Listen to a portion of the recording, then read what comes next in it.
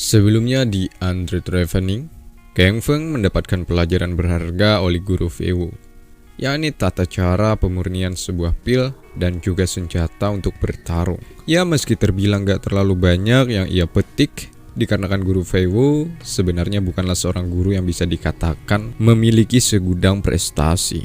Dan tak lupa, kalung yang ada pada dirinya sangat berperan dalam pemurnian berlangsung. Melihat Kang Feng dapat memurnikan di kesempatan keempat. Dan hebatnya, senjata tingkat tinggi Luan tercipta dari lentiknya tangan Kang Feng. Hingga akhirnya, Kang Feng disarankan oleh senior Meng Yu untuk mendatangi Pavilion Qianbing. Di sana ia bertemu dengan Pak Chua yang sekaligus seorang pedagang ramuan yang kualitasnya terbilang cukup bagus. Setelah mendapatkan benda yang dibutuhkan, nantinya benda itu akan ia tukarkan dengan benda yang dimiliki oleh wanita yang belum disebutkan siapa namanya coy. Tapi sayangnya ada dua orang yang mencurigakan. Sepertinya kedua orang itu menginginkan senjata yang dimiliki oleh Kang Feng. Nah, jadi di episode ini sangatlah amat menarik. Yuk langsung aja kita masuk ke ceritanya.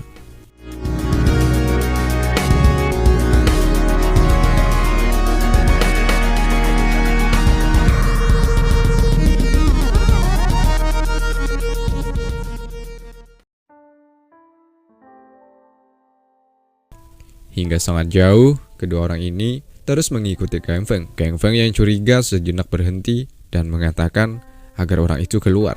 Mendengar aura mematikan dari Kang Feng, salah satu dari mereka ingin pergi. Ya, yang ingin lari ialah si bungsu. Namun, kakak ketiga mencoba menguji adrenalin dengan bersiap menggunakan pedang.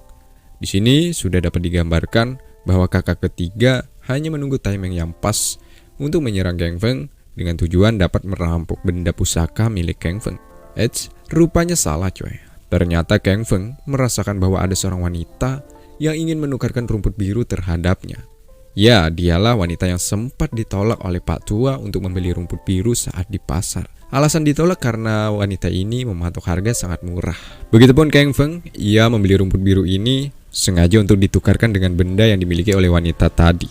Kita perhatikan saat berpapasan sebelumnya. Kalau Kang Feng merasakan bahwa benda yang dimiliki oleh wanita ini salah satu benda yang dirasakan kemujarapannya. Belum diketahui secara pasti kegunaan benda yang ditukarkan oleh wanita ini coy. Yang pasti sih sangat berguna untuk di kemudian hari bagi Kang Feng.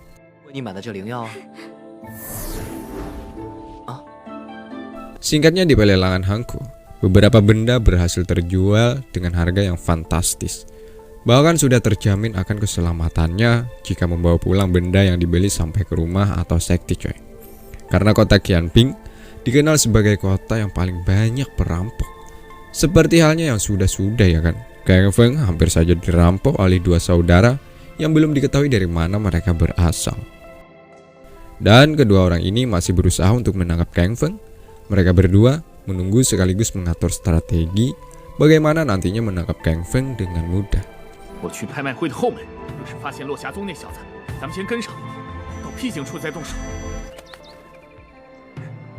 Sementara di pelelangan, terdapat sebuah tombak yang katanya sih dari sekti Baikao. Tombak ini memiliki kualitas yang terbilang sangat wah. Tentunya sangat bagus untuk bertarung ya kan. Mendengar Baikao, tentu Kang Feng ingat dengan wanita yang memberinya token sehingga bisa berada di sekte Lucia. Sepertinya benda ini salah satunya sekti Baikao. Ada sangkut pautnya dengan kedua orang itu.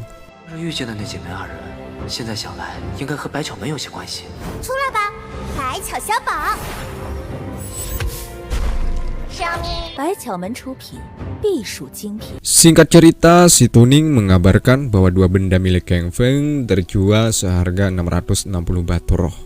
Dan tak lupa membayar pajak di pelelangan ini. Total bersih yang didapati oleh Kang Feng sekitar 600 batu roh.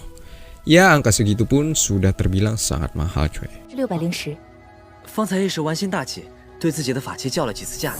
Atas apa yang dihasilkan oleh Kang Feng membuat si Tuning kagum.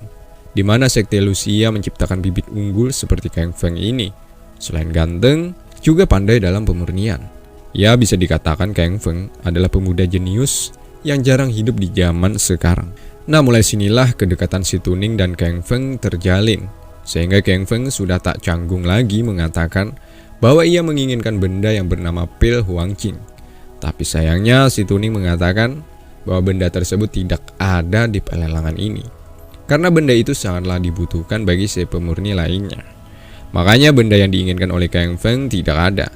Meskipun ada, itu pun hanya sedikit. Karena benda yang ia cari tak ada, Kang Feng pun memutuskan untuk pergi. Sialnya kedua orang ini terus saja mengikuti Kang Feng. Hingga akhirnya ia mencari cara untuk bebas dari kejaran mereka, yakni dengan bersembunyi. Kedua orang ini tentunya tak sebodoh yang dikira. Mereka pun pura-pura untuk pergi dengan tujuan. Kang Feng terpancing dan keluar dari persembunyiannya. Benar, tak lama dari itu Kang Feng melakukan kesalahan fatal, yakni dengan menyerang si bungsu. Dengan itu maka keberadaannya akhirnya ketahuan. Sedangkan di atas lagi-lagi sesosok pria misterius yang menggunakan jubah hitam menyaksikan pertarungan mereka, coy. Siapakah pria ini? Apakah dia benar berasal dari orang-orang artefak pemurnian? Entahlah, coy.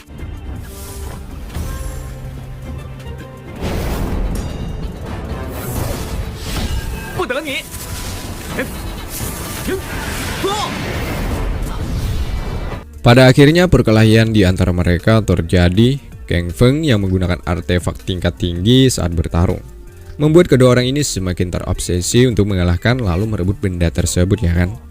Sayangnya, Kang Feng dengan keahliannya mampu membuat kedua orang ini kewalahan.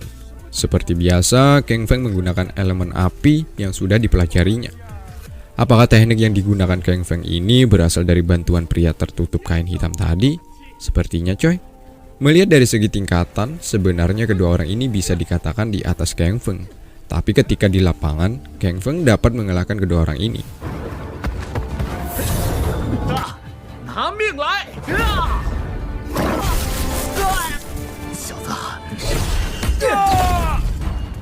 Nah, ketika mereka tak berdaya lagi, Kang Feng mengambil benda milik kakak ketiga. Kemudian terjadilah.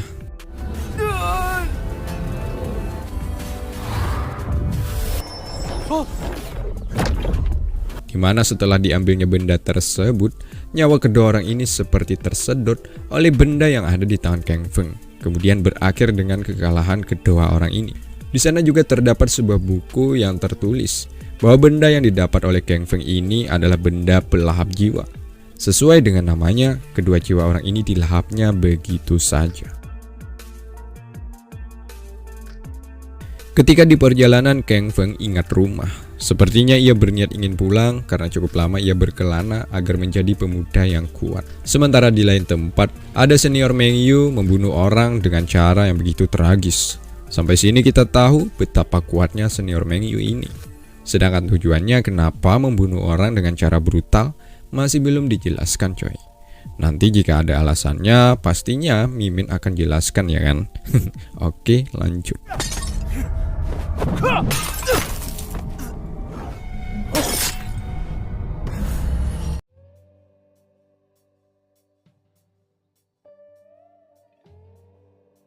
Dialah yang sebelumnya menyerang ke kediaman kakek Abah.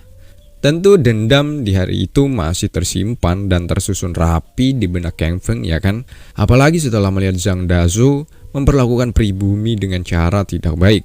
Salah satunya seorang wanita yang bernama Yu Er, di mana keluarga Yu Er telah dibunuh Zhang Dazu sebelumnya, coy. Rencananya sih Zhang Dazu ingin mencicipi serabi lempit si wanita ini. Sempat membela diri dikarenakan Yu Er hanyalah wanita lemah. Akhirnya ia dibawa secara paksa oleh Zhang Dazu ke kediamannya. Kang Feng yang melihat Zhang Dazu seperti itu, ia pun berkeinginan untuk mendatangi ke tempat Zhang Dazu. Di sekti keabadian namanya, coy. Ada kakek kedua yang baru saja datang ke sekti ini. Sedangkan Kang Feng mulai menyelinap mencari kesempatan untuk masuk ke dalam. Benar, di dalam ada Zhang Dazu sudah mulai nakal kepada Yu Er. By the way, latar belakang Yu Er adalah seorang wanita bayaran, coy. Meskipun demikian, ia tak semudah itu memberikan tubuhnya terhadap pria tua seperti Zhang Dazu ini, ya kan? Nah, ketika Zhang Dazu ingin benar-benar mencicipi tubuhnya, Kang Feng datang menyelamatkan Yu Er. Teknik murahan yang dipercaya mampu membuat seseorang tak bergerak, tak ada apa-apanya bagi Kang Feng. Melainkan Zhang Dazu lah berada dalam ancaman, di mana Kang Feng menggunakan elemen api membakar tempat ini. Yue berterima kasih karena diselamatkan. Andai tidak ada Kang Feng, mungkin serabi lempitnya akan terbasahi oleh rodanya Zhang Dasu.